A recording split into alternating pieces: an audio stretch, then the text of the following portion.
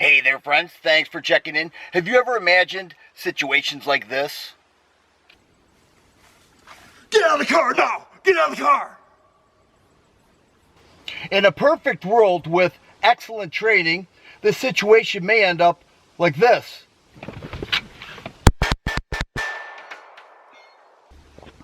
Four shots to the heart, you're safe, and you're out of there.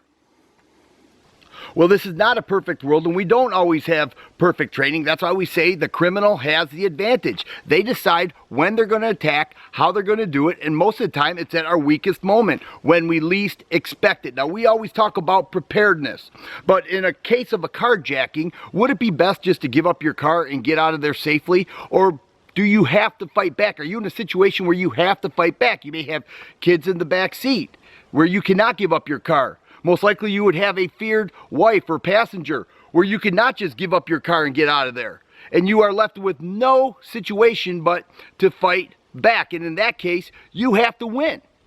This is not firearms training. This is simply a situation where I'm going to set up a door and pretend that I am shooting through the door, at least the first couple shots, where I could secretly get my gun and shoot through the door. And what I'm trying to establish, whether or not I can hit a life-size silhouette target by doing that. Ideally, you'd want to draw your gun and shoot out the window, but we have to keep in mind, that guy already has the draw on you. And you're not willing to give up that vehicle with your family in it. Let's see how this will work out. As I look at the positioning I am in my own vehicle, I notice that my shoulder goes about 2 inches above this part of the door panel, and my head sits 2/3 of the way back where the window is. I'm going to try to duplicate this exact same situation with the door that I'm setting up. This door comes from a 1999 Dodge pickup truck. It is fully intact. No problems there. I've got it held with stakes so that it doesn't fall back on the target, and this stake is so that it does not fall back on me. It does not have the interior components, but that's okay because my goal here is to see if I can shoot in this area here through the door, hit that life-size silhouette target. Once again, the situation is not ideal, and this is not firearms training, but I want to know if that's possible to do that, get the first couple shots on target, and then pull out of the window and shoot directly at the target. I've got a chair here that's set up. Let's take a look and see if it mimics what it's like in my vehicle. I raised the door off the ground a little bit to try to duplicate the exact same situation with my vehicle. Here my shoulder goes about 2 inches above this door panel and my head is positioned 2/3 of the way back. My target is 2.5 feet away. And now let's talk about the gun I'm going to use and the ammo that I carry. The gun that I'm going to use for this range test is my everyday carry, and that's a Car CW9. I want to keep this as realistic as possible, so I'm going to use my carry gun, and the ammo that I use with this is an LTAC bullet with a Shell Shock Technologies combination that makes for an excellent self-defense ammunition choice. I've done some range tests with this stuff, and it really is good stuff.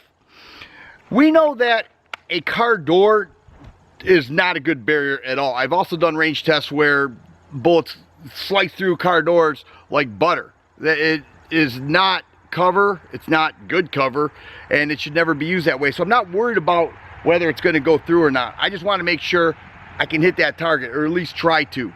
Let's see how it goes. Get out of the car now! Get out of the car! All right. No problem. I got your stuff for you. I got your stuff for you.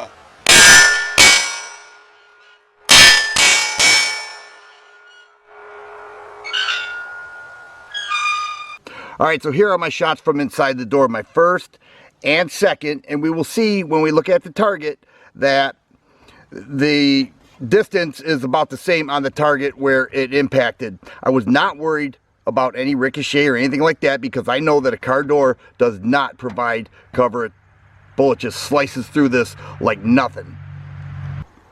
And then here is the target. Here's my first shot right here and then my second shot. So I was able to hit the target probably enough to stun the guy, and then I came back with 3 shots all right here, which is where I wanted to be. Center of the mass, closest to the heart.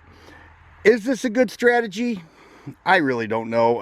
It could be, you know, if that's all you had.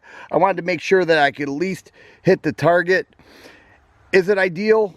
No. Ideally, you want to hit these right off the bat and take care of business right away. But now at least I know I can hit a human-sized silhouette target through the driver's seat of a car door. All right, so what do you think? Do you think this would be a good strategy? This is nothing more than a range test. This is not self-defense training. I cannot emphasize that enough.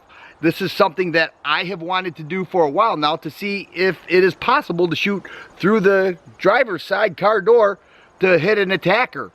And that's all it is. I did not seek out any professional training or advice to see if this strategy would be a good strategy. I just simply wanted to do this as a range test, and I have to admit, I'm pretty happy with the results. Before you try this, I would highly suggest that you take some training and get some advice from a professional instructor before you do this. However, I sure had fun with this range test. I wanted to do it for a while, and I got my results that I was looking for, and it sure was fun. If you like videos like this, please subscribe and share. I always appreciate the thumbs up button. Thanks for watching, and you guys be safe.